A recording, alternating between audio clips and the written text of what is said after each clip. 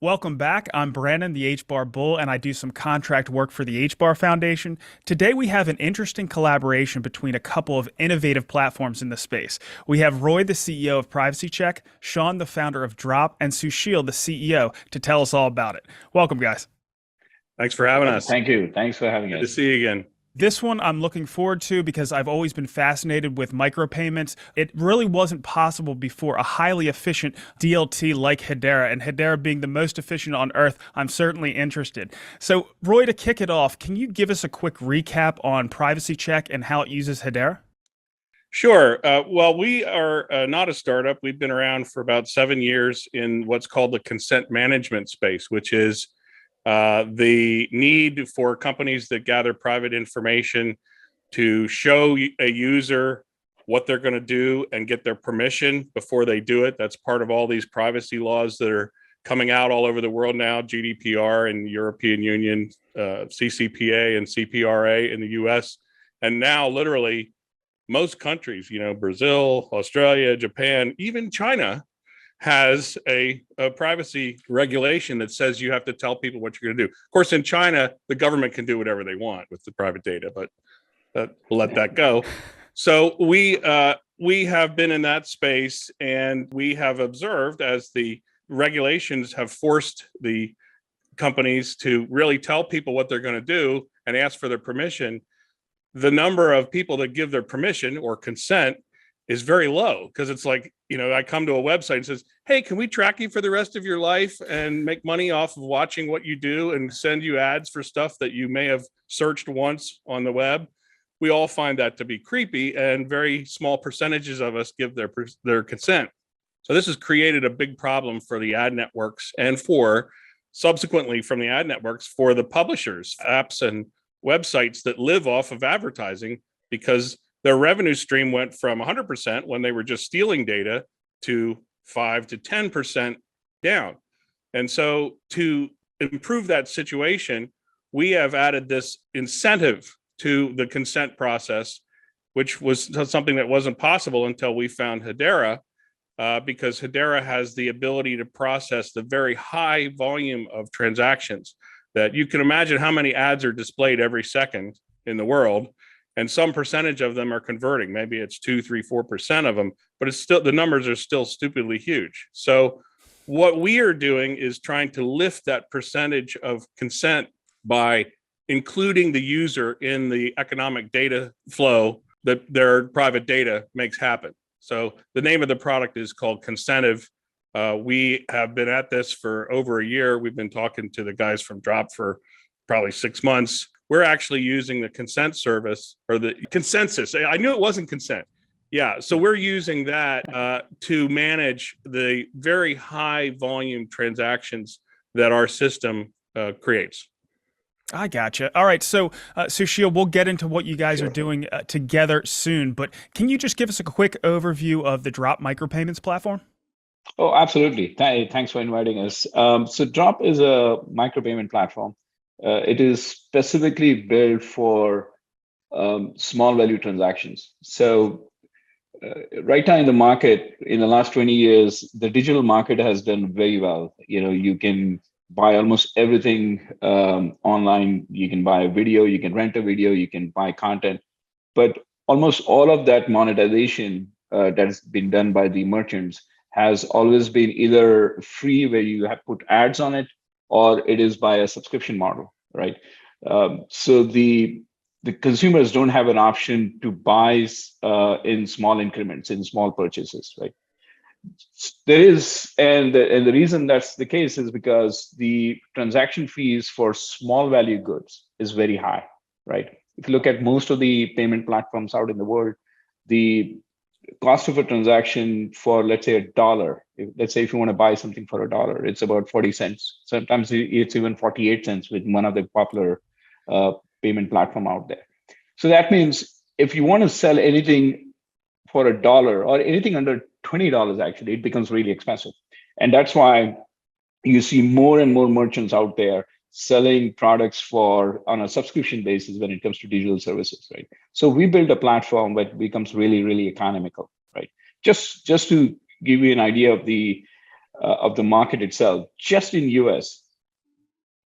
US market, 50% of the consumer reported payments, it's not business to business, just consumer, what we all purchase, are under $25, right? So there's a large portion of transactions that happen every day, which are under $25, and there is no microprocessor, there is no micro payment processor that can process those small payments in an economical way. You can charge something right now for a cent. Like, let's say if you want to use something, buy something for 10 cents, you can use a credit card, but it doesn't make sense because you're giving 40 cents to someone else, right? Sure. So we built a platform that would make that possible. Dropp is a micropayment platform that where you can purchase goods or you can sell goods as a merchant for even a cent. We can even take a fraction of a cent at a transaction. And there are hundreds of use cases, everything from tipping to you renting electric scooter out there on the West Coast to buying a podcast. And every possible thing that can be sold under $20, right, can be sold using Dropp as a micropayment platform. So what we did is we built a platform which allows you to pay in fiat, US dollars. You can also pay in crypto. We expect the crypto purchases to go up higher. It's not there yet. We built something for mass adoption. So initially we expect a lot of fiat transaction, and then it's going to slowly evolve into people using crypto. Right now we have HBAR and USDC on our platform, and you can also make purchases using US dollars. And we're going to expand both the fiat currencies and as we expand globally. But so primarily the product has been built so that you can, it's been built on Hedera. One of the most important reasons why we built on Hedera is, as you understand, the throughput is very high and you need it when it comes to microtransaction. In fact, there are very few platforms which enable 10,000 transactions and more per second. The second very important point is the transaction fee is flat on Hedera, and that really helps you build a micropayment platform. Not a lot of platforms out there like that. So we are very familiar with the Hedera platform, and so we built it on it, and it's going very well. But there's one point I wanted to make is this is a new category. Just it's not been done before. We've talked about it. Lots of people have tried in the crypto world. People have tried in just the pure fiat world, but it's still a new category. There is no precedence. I mean, we are entering a new world where we think this micro payment-based economy is huge, and it's going to grow as more platforms like Dropp show. But one thing that we've done here is we've also provided consumers with complete privacy. The big issue out there in the market is when you make purchases right now, you share your credentials with the merchants. You have to, when you swipe or when you give your credit card, you're sharing it.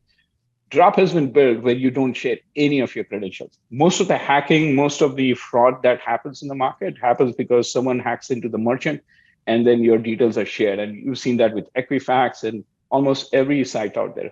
So we built a platform where merchants can offer you goods, small goods, but we've also made sure that the consumers will have access to something new, which they never had. But more importantly, they're in complete control.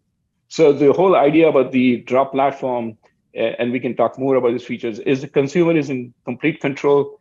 There is complete privacy. We don't share any of the details with the merchant. The consumer can, even if they subscribe to something, they can cancel it. And there's lots of these features which kind of aligns with something with PrivacyCheq is building. And we can talk about this very soon. But we're very excited about this partnership. I think there is, and every time we discuss, we have design meetings with Roy, more and more ideas pop up. So I think there is incredible synergies between both these companies.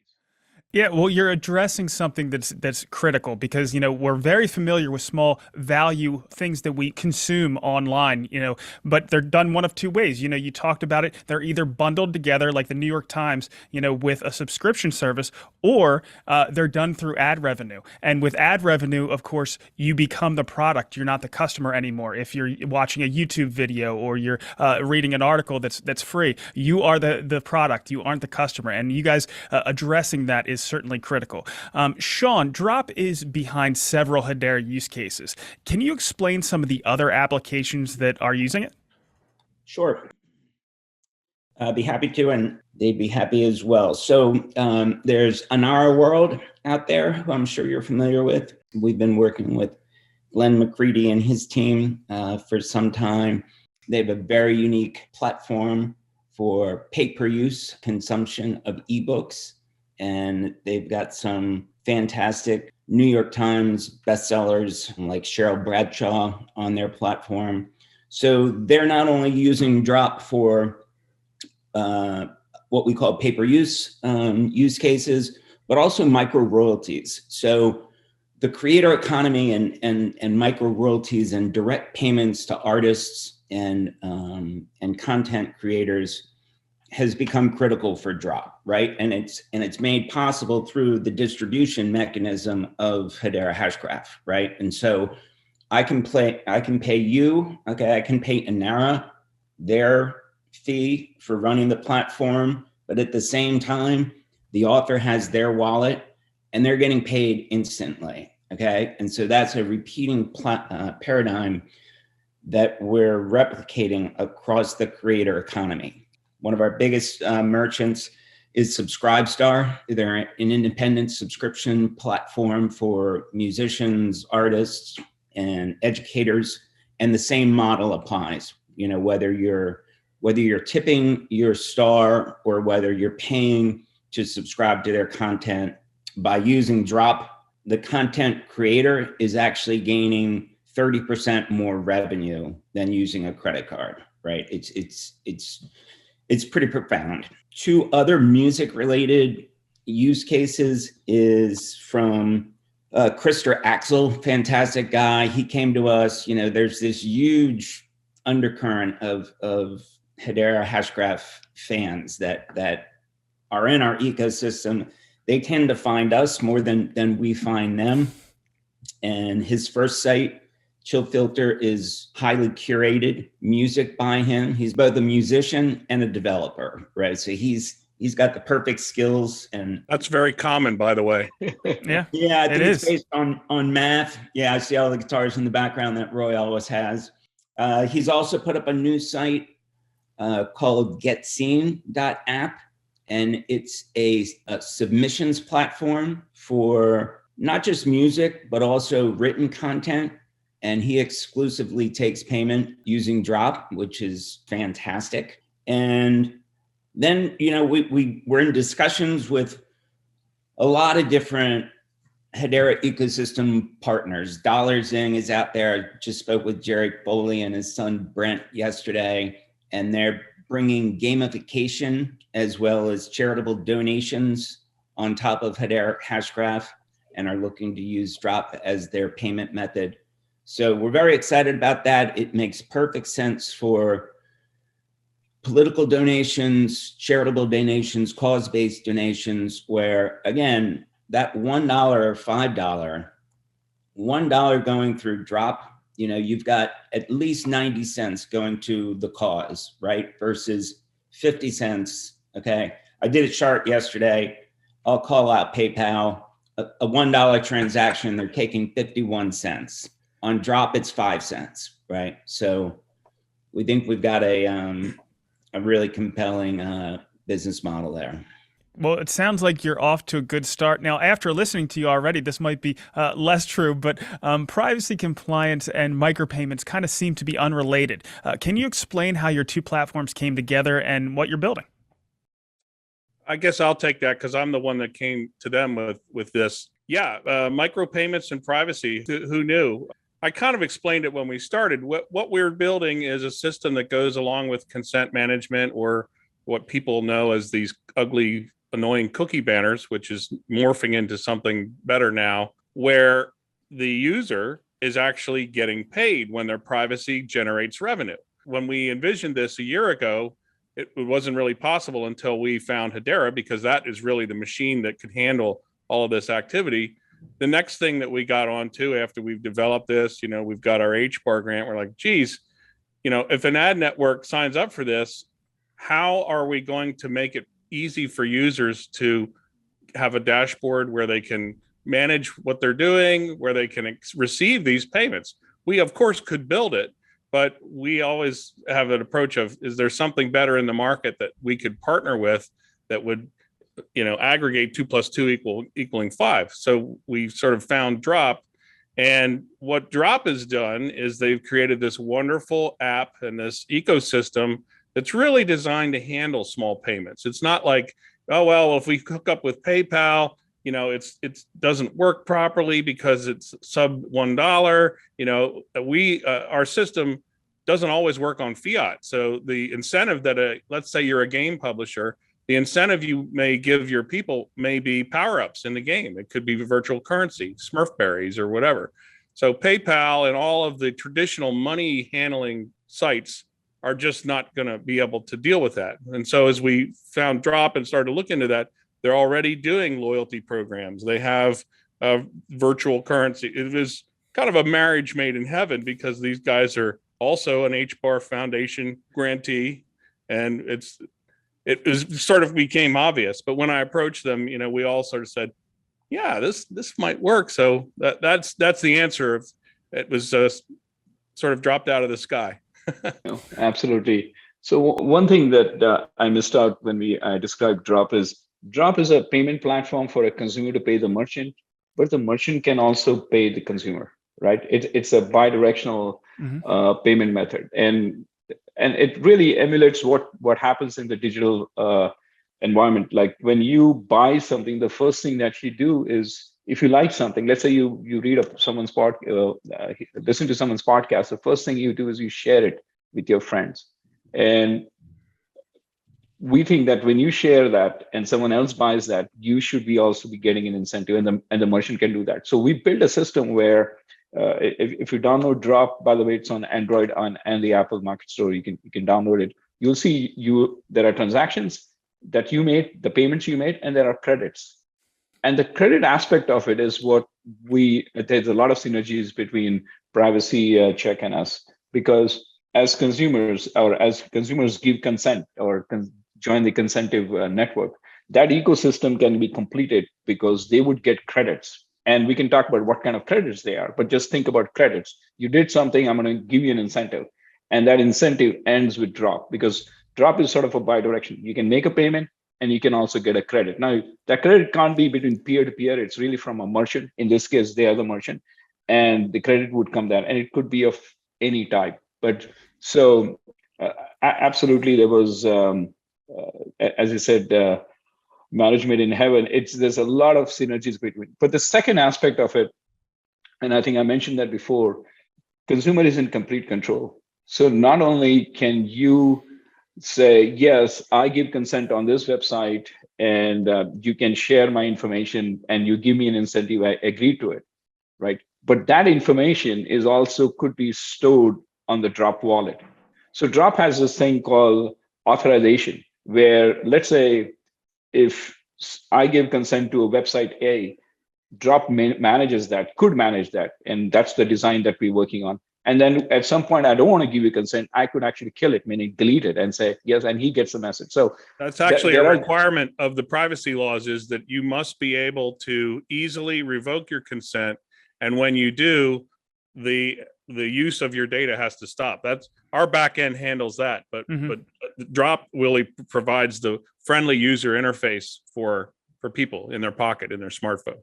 Yeah, I mean, so it's like we build something and it's only a slight derivation or slight change, and it applies to them. So we built it for micro subscription. One of the big issues people have when they do subscriptions or recurring payment is like, you got to call 10 people to cancel it. In Dropp, you just say cancel, and the token is taken away from the merchant. It's going to be very similar for PrivacyCheck. All the tracking is done on your app, and it will also be done on the PrivacyCheck dashboard. But you have it conveniently placed on your app. So. Yeah. Going back to your first point of, being able to give credits and as well as payments, it's going to be expected in the Web3 space because, we have play to earn, we have DeFi, we have things like this. It's just going to be expected that it's going to be more than a service going one way. You're going to have to give value. If we're giving value to you, you have to give value back to us in some way beyond just the service. And in this case, it's payments. So it's fascinating. So Roy, you've been using words like massive and huge. Can you run us through the potential audience for consent of payments in terms of size? Yeah, on our last video, I was a little bit coy because I didn't want to get people too excited, but this time I actually have some research. The size of the ad business in the US or even globally is incredible. It's a 500 to 700 billion a year market, but we divide the market, the ad networks, into tiers. The tier one ad networks would be companies that have an average of 1 billion impressions per day. And out of those impressions, their conversion rate is typically 5% or so. Mm-hmm. The daily conversions for a tier one would be 94 million conversions, which equates to 181 conversions per second. Yeah. So in our system, a conversion is going to generate a Hedera HCS call, maybe two, but for sure one. So that's a tier one, of which there are dozens. Tier twos, they go down to about 46 conversions per second, and tier threes, which there are hundreds, are about 10 conversions per second. So if we were to get, I don't want to get ahead of myself over the skis here, but the most likely customers for this is probably going to be tier two ad networks. The tier one ad networks are going to take a wait and see. They're going to let somebody else be the first guy. Mm-hmm. But we're probably not, if this is successful, we're probably not just going to get one. We're probably going to get a number of them. And it takes a while to build. We sign a deal, they integrate it. The beauty of our model is the ad network has unlimited free advertising that they can actually drive people into this program. Sure. Because it helps them. We're increasing they want this to happen desperately. So the ad network is going to do whatever they can to get people to get Dropp accounts, download Dropp, so that they can start paying them, so that the money can flow. Sure. But if we get, we get a couple of tier twos and, a smaller number of tier threes. I have several scenarios. Within a couple years, the amount of TPS that this system will generate it's big. It's in the tens of thousands. Yeah. I hate to say that because I sound like I'm insane. It's what we like to hear. And those are the numbers. That's what's out there, and that's what we could potentially capture. So it is what it is. So Roy, when is this all going to go live? Well, that's a great question. Since I've been with you before, my goal was to raise the capital to really complete this. I have some key hires I have to make. And during the 3 months since I've talked to you last, we have had the worst possible environment for capital raising, probably in my capital raising career. And we've really been pushing against a rock. So the date for this to go live keeps getting pushed out because I'm not able to complete that. But we are, hopefully, this video will help us do some contacting, some promotion with people who are not afraid of crypto. The key thing that we face here is that the investors, they understand the privacy thing. It's not particularly interesting, but when you start to talk about crypto, a lot of people just say we're not interested. All I can say is it's been frustrating to raise the capital, but our attitude is, well, okay, fine. Maybe it'll take longer to raise the capital. Let's finish out the platform. Let's look for an onboarding partner, which is, what we're doing with Dropp. There's some other things going on in the sales side. We're certainly talking to ad networks. So I have a question for you. So we interviewed somebody with Pari Capital, David from Pari Capital, a while ago. He said that there's still $100 billion worth of capital that have been earmarked by VC for the DLT space. So the money is out there. In a couple of days, we're going to have a pitch event. You guys aren't on that deck, are you? Okay, so in September, on September 7th, we're having another pitch event. We bring in capital allocators and we bring up startups and businesses. I know you're not a startup, but businesses like yours to try to get capital that is looking to deploy in the DLT space. So you're more than welcome to come on for that. I was not aware of that. Yeah, that sounds very interesting. Yeah. All right, so how are users going to be able to onboard to receive payments to their Dropp wallet? Well, yeah, as I said, let's imagine that we sign up Taboola, which is a tier one ad network. The first thing that they'll do is they'll figure out who are their biggest customers, and they'll meet with them and say, what's an incentive for the people that go to your site that would give them a reason to really, do this? And they'll formulate a package of, here's what our incentives are going to be. They will create a system for this, and then they will actually start advertising it. There's one of the beauties of this model is that we, the two companies involved, do not have to spend millions of dollars to drive customers to it. Our customer, which is the ad network, has unlimited free advertising to drive customers to it. And they have a great motivation because their air supply is being choked from having only 5% consent instead of 100% of taking the data. So what will happen is people will go to websites and they'll start to see ads. If you look at the consentive website, we have kind of a sample of that with what that might look like, where an ad network will say, hey, help us help you. We want to do things with your data. We want to make this better for you, but we'll now pay you if you'll give us your consent to use your data. So there's going to be an education process. There will be a ramp to this. It's not like you're going to flick a switch and it's going to go on. But in the case of a big ad network with 100 million impressions a day, the law of big numbers will come into play. So on that wonderful day when they flick the switch, we'll start getting users, a couple thousand a day, and it will build very rapidly. Multiply that by multiple ad networks. Obviously, there will be overlap where people see ads from different ad networks. Oh, I already have that. And that's really one of the beauties of this, as Sushil was talking about, is once you get somebody who has the Dropp wallet and they're like, oh, yeah, I have that. I signed up with that for Colgate-Palmolive. Oh, now they have a Dropp. Sure, I'll give you my consent. Pour that money in. And the proof that this works is the Brave ecosystem, which has been out now for 3 years.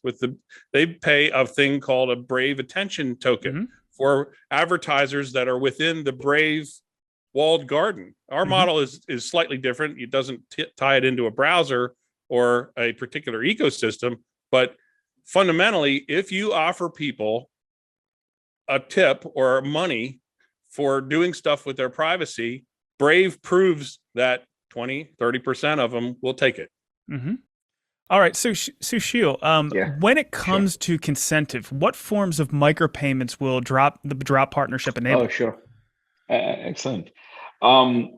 So the Dropp wallet essentially is a Hedera wallet. And I'm sure you have other Hedera wallets. It really is. So it can actually accept any type of digital payment. So it could be an NFT, it could be crypto, it could be micropayments right to Dropp. So it could have a multiple variety. One of the things that Dropp also has is, and this is really meant for the merchants, but we can also use it for PrivacyCheck, is the ability for a merchant to send a coupon, an offer to the consumer. One of the need in the market, or one of the requirements from some of our merchants, is we love the privacy aspect of the thing. It helps the consumer. It doesn't help me, and I need to reach out. So to maintain the privacy, and we still maintain the privacy, we don't share the details, is what we have then given the merchants is the ability to create a coupon, right, or an offer. We call it an offer, and send it to the Dropp wallet user. It goes right into the wallet. It's a very targeted offer,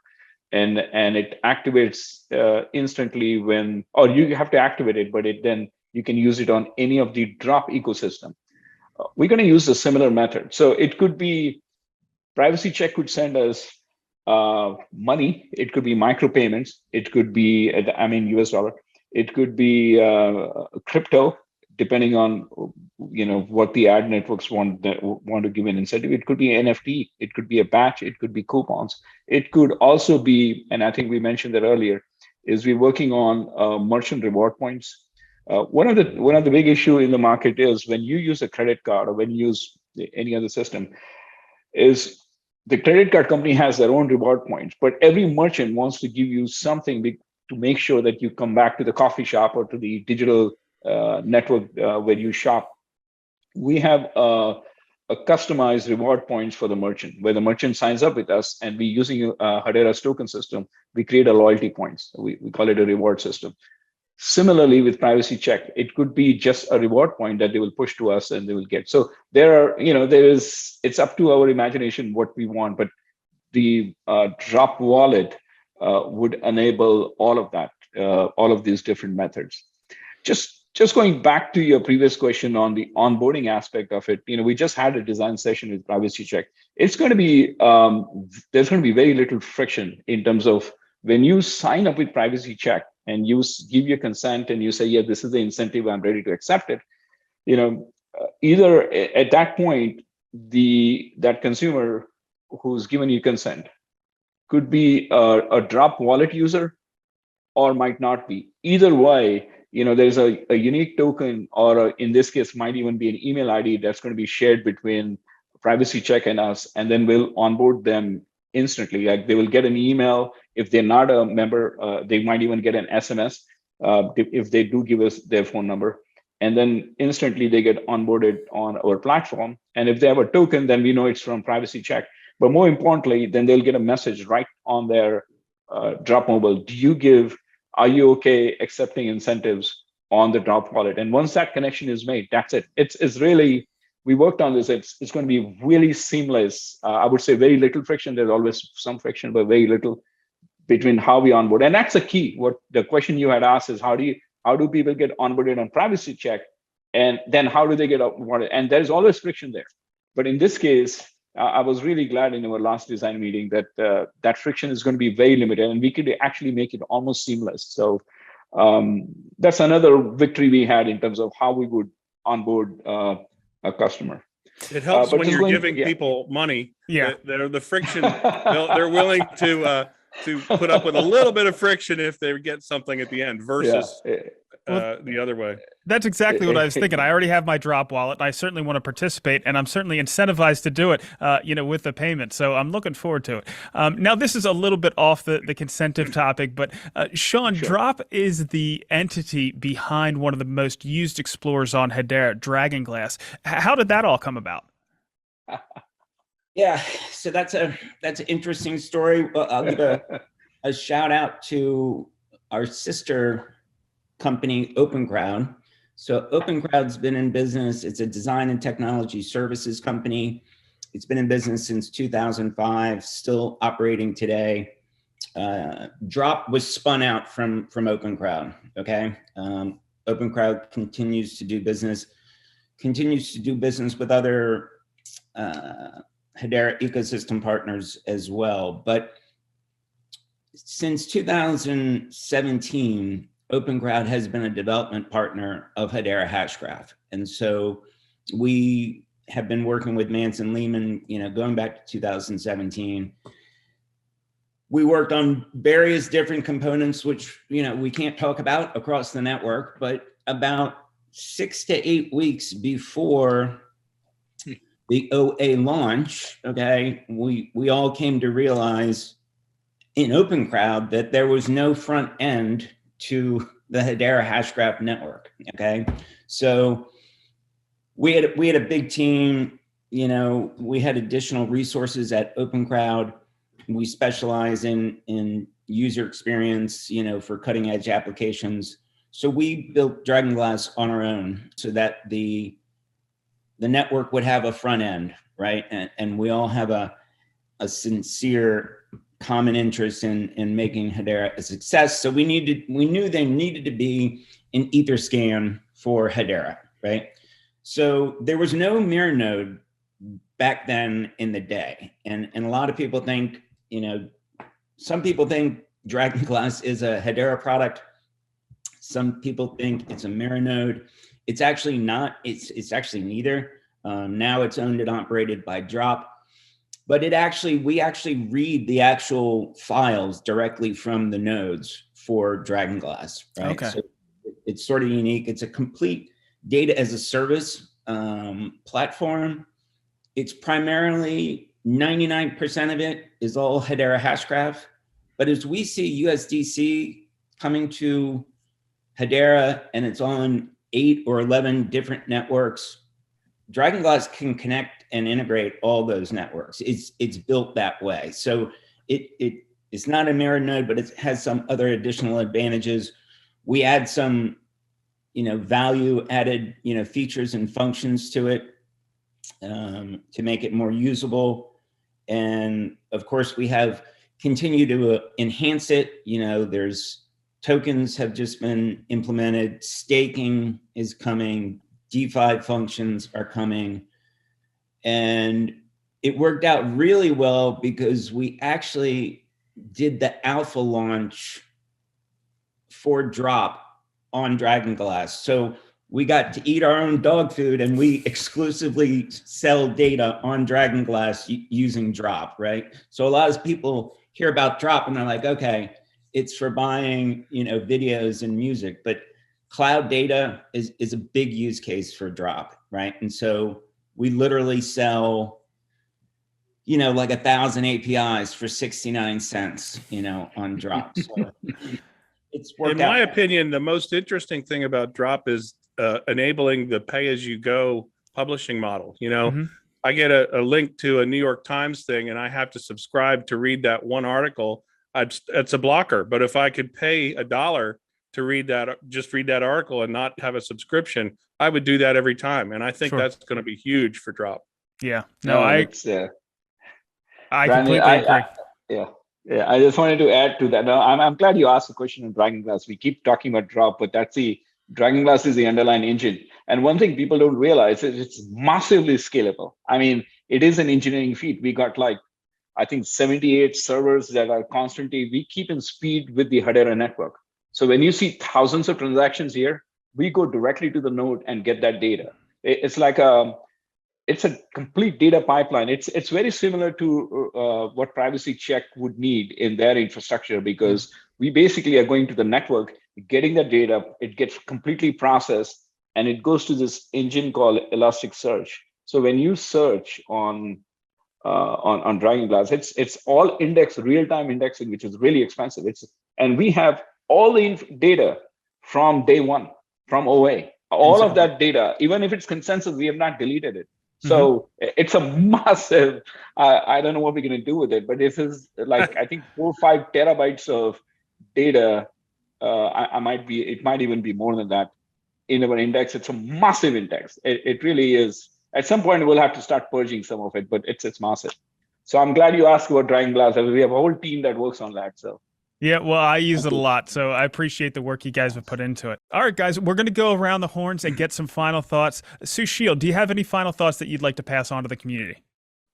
Oh, absolutely. The first point I want to make very quickly is that we're really glad we're working with the Hedera ecosystem. It seems like an extended family. People have come together. We've had merchants who've joined us. The engineering team has been excellent.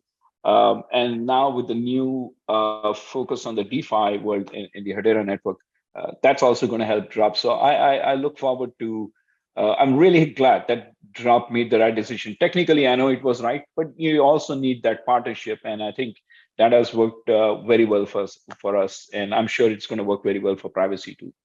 Good to hear. Sean, do you have anything else you'd like to pass on to the community? Yeah, there's 2 exciting things coming down the road, the short road.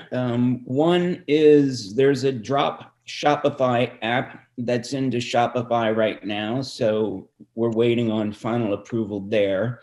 And so we hope to have Dropp as an alternative payment method on all of Shopify's merchants. So that's been a big request.